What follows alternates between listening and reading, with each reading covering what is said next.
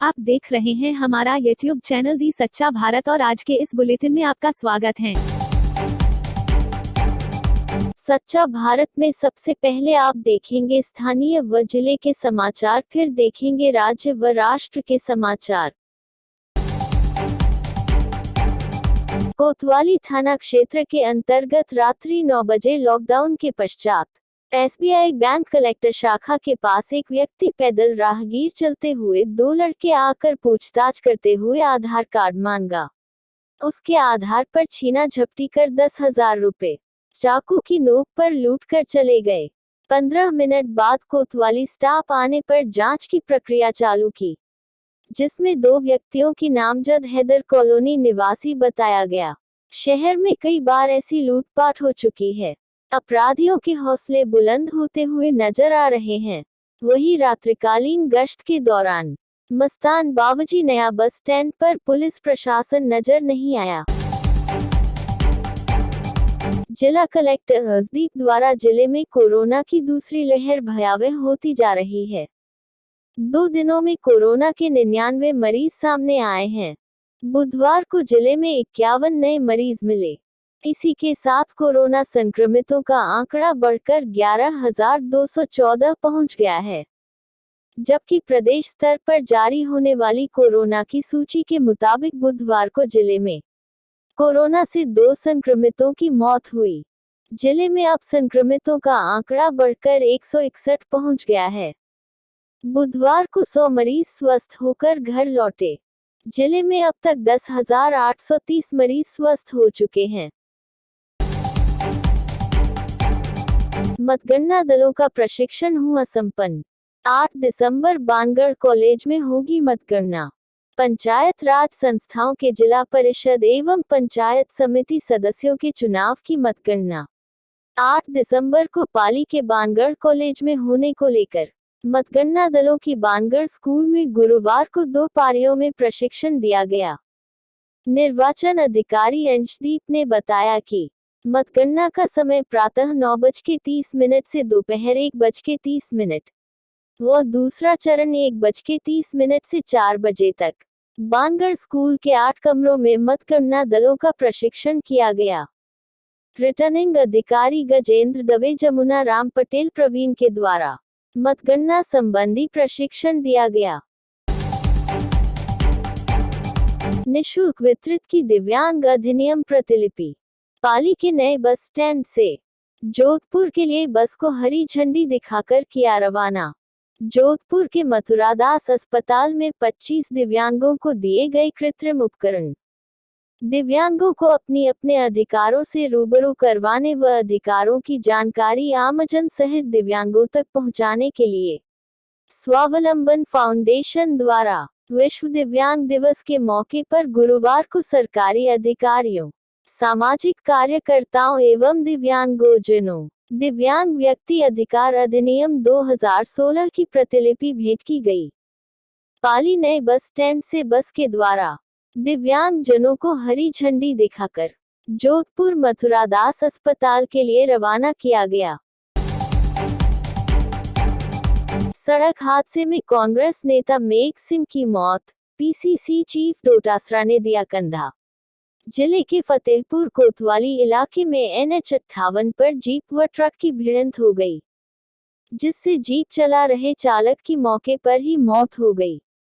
कोतवाल उदय सिंह यादव ने जानकारी देते हुए बताया कि देर रात को बाटड़ानाव निवासी मेघ सिंह शेखावत अपनी जीप से फतेहपुर से अपने गांव बाटड़ानाव जा रहे थे, जिस पर सामने से आ रहे ट्रक से जीप टकरा गई और मेघ सिंह शेखावत उसमें घायल हो गए। घटना की सूचना मिलते ही पुलिस मौके पर पहुंची और मेघ सिंह को धानुका अस्पताल पहुंचाया, जहां पर डॉक्टरों ने उन्हें मृत घोषित कर दिया। भीलवाड़ा में ACB की कार्रवाई, 1 लाख रुपए की रिश्वत लेते 3 अधिशासी अभियंता रंगे हाथों गिरफ्तार। नगर विकास न्यास भीलवाड़ा में गुरुवार सुबह ACB ने छापामार कार्रवाई की। ACB ने 1 लाख की रिश्वत लेने के आरोप में न्यास के 3 अधिशासी अभियंताओं को गिरफ्तार किया है, जानकारी के अनुसार जयपुर से अतिरिक्त पुलिस अधीक्षक नवरत्न वर्मा और टोंक से विजय सिंह के नेतृत्व में ये कार्रवाई हुई। इस कार्रवाई में एसीबी ने अधिशासी अभियंता सतीश शारदा, रामेश्वर लाल शर्मा और बी.एल. शर्मा को रिश्वत लेते रंगे हाथ पकड़ा है। इन तीनों ने 1 लाख की रिश्वत ली थी, जिसमें 75,000 रुपए सतीश शारदा और रामेश्वर ने लिए, जबकि 25,000 रुपए बी.एल. शर्मा ने लिए। परिवादी अखिलेश शर्मा ने एसीबी को शिकायत की थी कि अभियंता ने टेंडर पास करवाने के एवज में ये रकम मांगी थी। सच्चा भारत में नियमित देखिए मध्याह्न में लंच ब्रेक न्यूज एवं रात्रि में डिनर ब्रेक न्यूज। 17 दिसंबर को गहलोत सरकार के 2 साल होंगे पूरे। अब तक जारी नहीं हुआ सामान्य प्रशासन विभाग पर मंत्रियों की संपत्ति का ब्यौरा।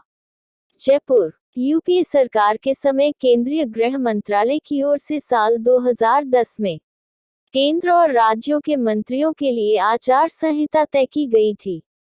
इसके तहत प्रधानमंत्री, मुख्यमंत्री और सभी मंत्रियों को हर साल अपना और अपने परिवार के सदस्यों की संपत्ति, देनदारी और व्यापारिक हितों की जानकारी 31 अगस्त तक देना अनिवार्य किया गया था। पिछली गहलोत सरकार के समय जब यह नियम बना तो गहलोत सरकार के सभी मंत्रियों ने अपनी संपत्ति की घोषणा की, लेकिन उसके बाद बनी वसुंधरा सरकार में इस नियम के तहत मंत्रियों ने कई बार रिमाइंडर भेजने के बाद अपनी संपत्ति का ब्यौरा अपनी सरकार के अंतिम साल में दिया। इसके बाद वह सामान्य प्रशासन विभाग की वेबसाइट पर कभी अपलोड नहीं हो सका। टूटे सपने। मेहंदी छूटने से पहले नवविवाहिता ने लगाई फांसी। 3 दिन पहले हुई थी शादी। सीकर। 3 दिन पहले ही वह लाल जोड़े में दुल्हन बनकर ससुराल में आई थी। घर में शादी की खुशियां बरकरार थी। एक नई जिंदगी की शुरुआत के साथ दूल्हे ने कई सपने संजोए थे, लेकिन एक ही पल में सारे सपने बिखर गए। उम्मीद टूट गई। शादी की खुशियां मातम में बदल गई। शहर के राधाकिशनपुरा इलाके में एक विवाहिता ने फांसी लगाकर आत्महत्या कर ली।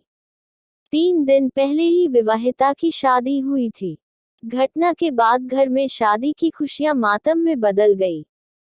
सूचना पर पुलिस मौके पर पहुंची और जांच शुरू की।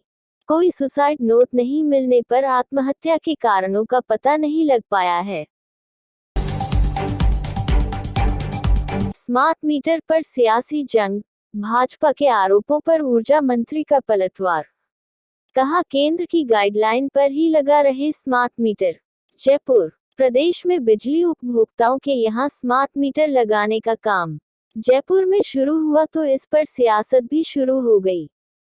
पूर्व मंत्री और भाजपा के प्रदेश अध्यक्ष रहे अरुण चतुर्वेदी ने सरकार को चेता दिया कि यदि मीटर लगाना बंद नहीं किया तो भाजपा सड़कों पर उतरेगी। वहीं ऊर्जा मंत्री डॉक्टर बी.डी. कल्ला ने भाजपा के आरोपों पर पलटवार करते हुए कहा कि विरोध करने वालों को यह भी जानकारी नहीं है कि स्मार्ट मीटर केंद्र की गाइडलाइन के तहत ही लगाए जा रहे हैं। फीस मामले को लेकर बोले डोटासरा। कहा राज्य सरकार के आदेशों का उल्लंघन करने पर होगी सख्त कार्रवाई। जयपुर। और राजस्थान पेरेंट्स फोरम के प्रतिनिधि बुधवार को शिक्षा राज्य मंत्री गोविंद सिंह डोटासरा के घर पहुंचे, जहां उन्होंने अपनी समस्याओं से डोटासरा को अवगत कराया।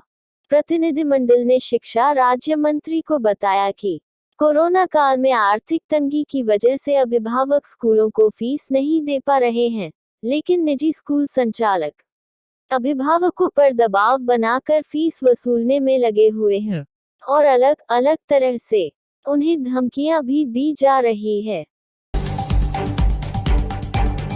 राजस्थान में सबसे पहले इन लोगों को लगेगा कोरोना वैक्सीन का टीका। जाने कैसी है तैयारी। बाड़मेर। राजस्थान में कोरोना कहर के बीच सभी को वैक्सीन के आने का इंतजार है। प्रदेश भर में कोरोना वैक्सीन को लेकर तैयारियां शुरू हो चुकी है। वैक्सीन सबसे पहले किसे लगेगी और किस तरीके से वैक्सीन का ट्रांसपोर्टेशन होगा, इन सब बातों पर चर्चा होने लगी है। बाड़मेर, चित्तौड़गढ़ समेत कई जिलों में बुधवार को कोविड-19 वैक्सीन की तैयारियों को लेकर बैठक हुई।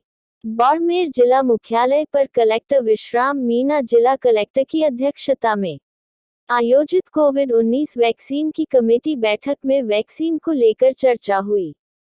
बैठक में मेडिकल विभाग, पुलिस विभाग, बाड़मेर विधायक समेत अधिकारियों ने भाग लिया। यूएस की रिपोर्ट में दावा, गलवान का टकराव चीन की साजिश। झड़प से एक हफ्ते पहले उसने 1000 सैनिक तैनात किए थे। टॉप अमेरिकी पैनल ने दावा किया है कि गलवान घाटी में 15 जून की रात हुई झड़प चीन की साजिश थी। वहां के रक्षा मंत्री जनरल वेई फेंगे की सलाह पर यह साजिश रची गई। उन्होंने चीन सरकार से अपील की थी कि अपनी सीमाएं स्थापित करने के लिए भारत-चीन बॉर्डर पर सेना का इस्तेमाल किया जाए। रिपोर्ट में कहा गया है कि चीन का मकसद जापान से भारत तक अपने पड़ोसियों को भड़काना, सैन्य और संसदीय टकराव खड़ा करना है।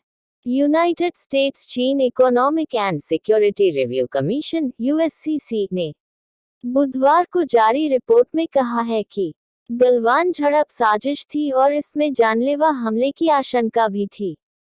इस बात के सबूत सामने आए हैं।